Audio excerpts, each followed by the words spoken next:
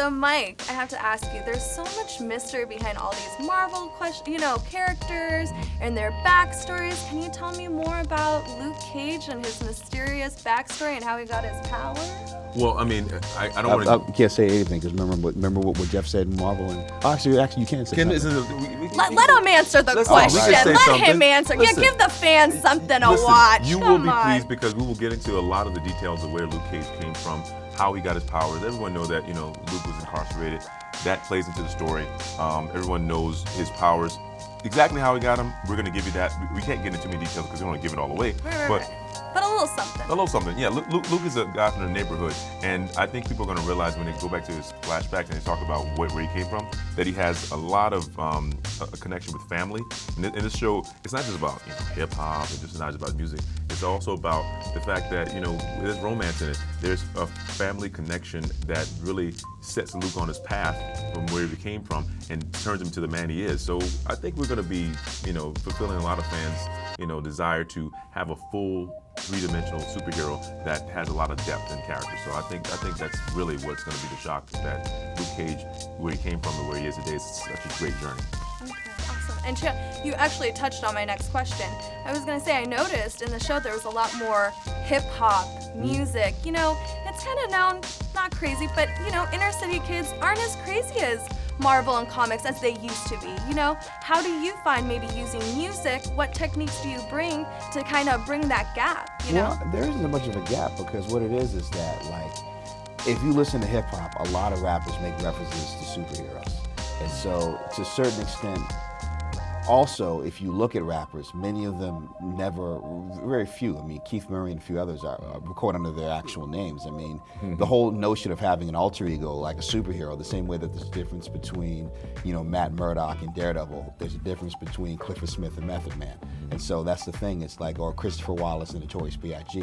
The whole notion of having a split identity, but at the same time being very public, is really something that I definitely kept in mind for Luke Cage in the standpoint of that, yes, he's a hero, but he doesn't have a mask. You can find him in the community. He's around. I mean, that was the thing, because I knew the Notorious B.I.G. And when I first interviewed Biggie, he was on 226 St. James, which is the stoop and the block that he grew up on. So even though he was about to become this huge rap superstar, anybody in Brooklyn knew where to find Big. And so people literally, I'm interviewing them and they would just walk up. And so I just imagined, what would it be like if Big had superpowers in that respect? And so taking that element and imagining that with Luke Cage, you begin to build a character who at once is super and heroic, but he's also approachable. But also there's stuff that comes from that. If people know that you're the man to take out, you become a target. And that explains why he wants to stay in the shadows. It explains why at first he's very reluctant to take on this mantle, but then once he sees what's happening in the community, once things touch him on a personal level, he has to come out, he has to come to the forefront, and that's really what the hero's journey in this case in season 1 is about. It's not yet heroes for hire, it's how does Luke become a hero before anything else happens. Now I got to touch on this at the very end. You said in an article, very profound quote, that the world is ready for a bulletproof black man. World, yes, a bulletproof black man. Can you tell us about that, both of you?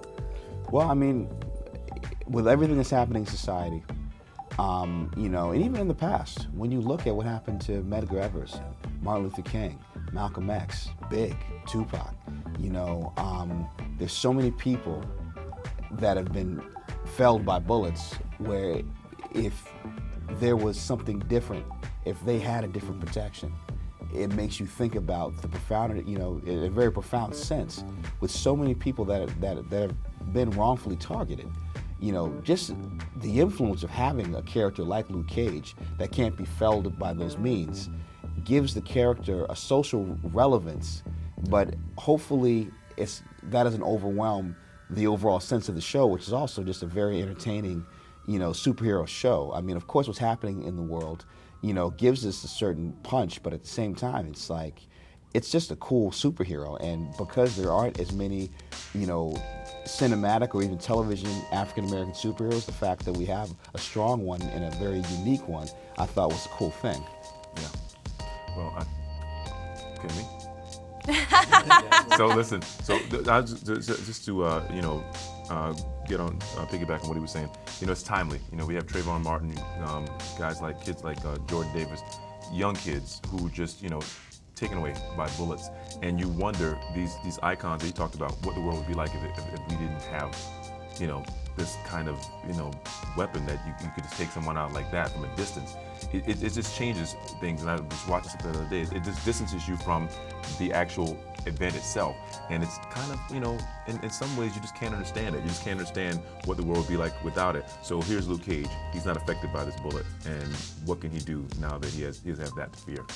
Yeah, I mean, the world is ready for a bulletproof black man, and I think Luke Cage, as a show, you know, embodies the entire meaning of that sentence in a way that, yes, we're talking about what's happening, you know, in a sense, but at the same time, I mean, it also means that the world is ready to see a nuanced black superhero.